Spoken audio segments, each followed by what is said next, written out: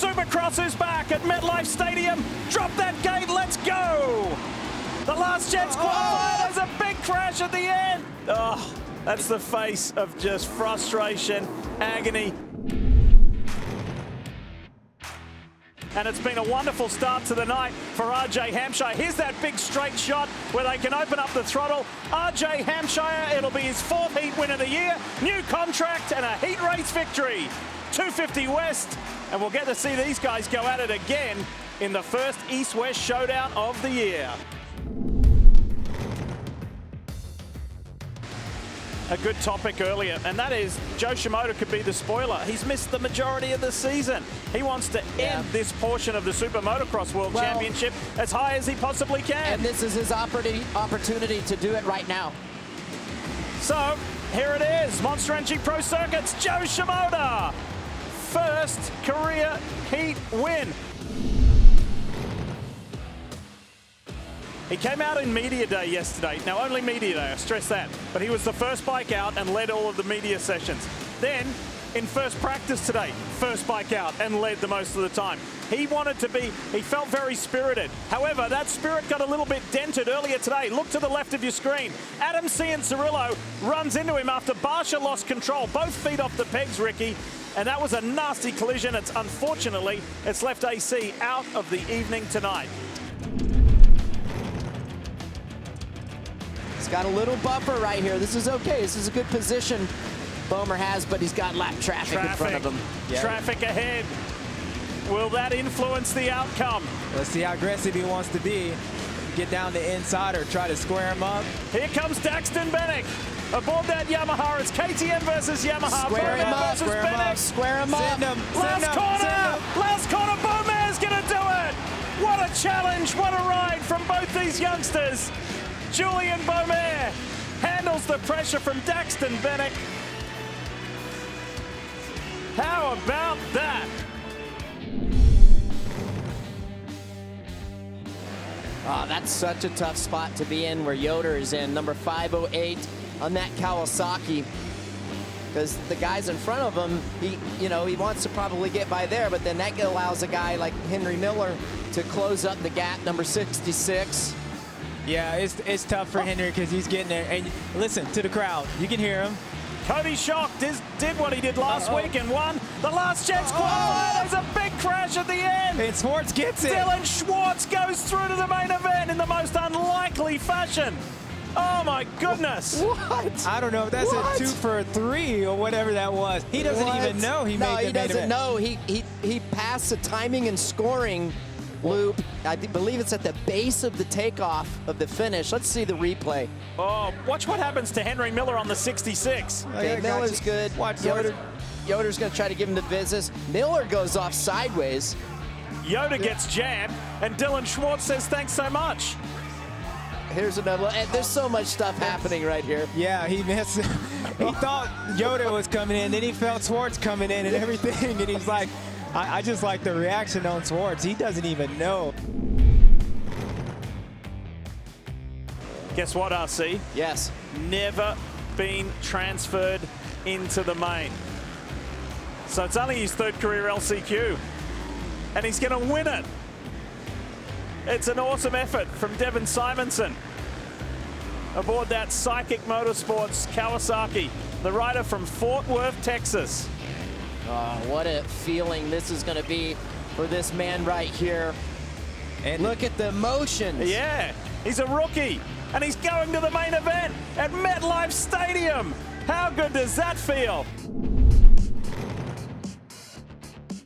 In the mud, back in New Jersey, it's time to bring the action. 250 East-West showdown. Slipping and sliding into turn 1. Great start. Who gets it? Is it RJ Hampshire? Look at them just weaving their way through these treacherous conditions. Oh, that's Max Anstey. Max Anstey on the 63. The British rider. He's used to these conditions from his MXGP days. Oh! Digging down, but he's going again. He had caught up to the rear wheel of Hunter Lawrence. You can see right there. He probably goes in there, lose the front end. And that's the one thing. Oh, no. Whoa, whoa. Whoa, he was going for it. Remember, Hayden still has had a mathematical chance to win this championship or stay in it for another round. But going back to Max Anstie, at this point, he's got a huge lead. Just get it to the end. Anstie usually races Jet's brother Hunter. In the 250 East Championship, he's been a title contender for the majority of the season. He's fallen back to third in points in recent rounds. But this is going to be the highlight of the year if he can hang on. He's got to go. Got to get through this. Oh, boy. No. Here comes Jet Lawrence to spoil the muddy party. Lawrence on the inside. This is the acceleration zone to the finish. I think Anstie's got enough. He has. Max Anstie wins his maiden Monster Energy AMA Supercross main. RJ Hampshire throwing everything at it at the finish. And he's down on the ground. Hunter gets by Bolin at the end. So both the Lawrence boys will be on the podium. It's a Honda sweep. Max Anstie has won his first main event. That's awesome. That's awesome. And both Hunter and Jet, they end up on the podium. Wow. Well, this very well-liked rider in the Supercross and Moto world. That win is going to be celebrated by many. Well done, Max Anstie. Wow, shaking his head no. I'm telling you right now, I cannot wait to hear what he has to say. Look at RJ. He went for it. Look at his face. Oh. Whoa. This reminds me of Millville back in the day when you were lapping us on the side. Here you go. This is Jet. Look at RJ. Just absolutely sends it. Leans the bike over. Look at the hustle from Jet Lawrence trying to get this thing going, keep his position. He's going to get past. No, he didn't. No, he never got past. He stayed ahead of his brother. In second. Did you see when he was upside down? He still had his finger on the clutch, still had the clutch engaged, and was able to twist back around and get back up and get it going. As poor old RJ Hampshire. Look at him. Oh, that's the face of just frustration, agony. Somebody come and help me, he's saying. This is the 450 main. Drop the gate. Who's going to be the best in the mud? Chase Sexton on the inside. Clearly out in front. What a flyer. What a hole shot. But here comes Roxon. Oh, Roxon came up short on that double, but watch these guys fighting for that position. Yeah, good move by that. And, whoa, Barsha gets around, and again, just like the 250 class, you're going to see these guys ultra aggressive in the beginning to get that clean air. No Cooper Webb, no Eli Tomac in the top three at this stage. Roxon, he won his heat. Barsha goes on the inside on Chase Sexton, and down goes Sexton. Barsha is on a mission. Ken Roxon ahead of Justin Barsha. And Justin's right behind Kenny, as you can see, if they took a wider. Oh, there he goes. There you go. And the reason that was set up was because Ken didn't jump that triple, and Justin did. So well, look at Justin trying to square up the inside to get underneath Kenny right here.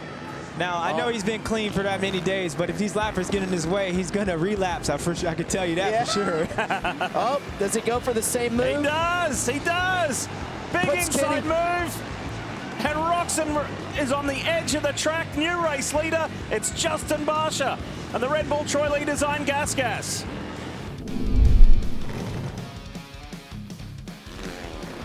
Here it is, earlier today. Watch this. Opening lap of qualifying practice one. His forks bottom out. His right hand comes off the handlebar. Here's another play. Watch that right hand. Boom. Slips off the handlebar. Bike goes down. He goes face first, hits his knee on the handlebar, his right knee on the handlebar, and this was not looking good. I was concerned for the guy, but he's turned it around now. So think about the day starting like that, and if you were to say, I'm going to ride as he gets closer to Ken Roxon for not only riding to get third, but maybe even getting second. Have a look at this. Here comes the points leader. Here comes the champ. You hear the crowd start cheering. They know something's on. 3 minutes to go, plus a lap for Barsha. Yeah, and you got to give Eli. He snuck up on him, able to jump that finish line, and just jump into doubles. You can make up 5, 6, 7 seconds on this. And of course, German Chocolate's not going to let him make it that easy. But I mean, the way the day started, look at Eli. You got it. That's why he's the champ. Look at this. Roxon's not having any of it. It's like how hard he fought in his heat race against Cooper Webb. He does not want to relinquish this second spot. Well, I'm going to tell you right now, from a point standpoint, championship standpoint, I know it's just one person, but this would be huge. This could pay off come Salt Lake City time. Oh, Roxon falls. It was a slow fall. Just got out of his rhythm through the whoops. Trying to pick up the Suzuki. He's already acknowledging this crowd that stayed here through this really bad weather, the lightning, the thunder, the rain, but now they're loving Justin Barsha bringing it home to give Troy Lee Design Red Bull Gas its second win in 450 competition. Look at these conditions. We'll never forget this night. This severe weather hold, these severe conditions, for Justin Barsha to be the master manipulator through these. Embrace it, son, embrace it. That's right. Shaking his head. One last stretch down this section. He can take his goggles off and say, I've got enough to do this. It's another new winner of the season. Bam Bam is back. Justin Barsha wins New Jersey.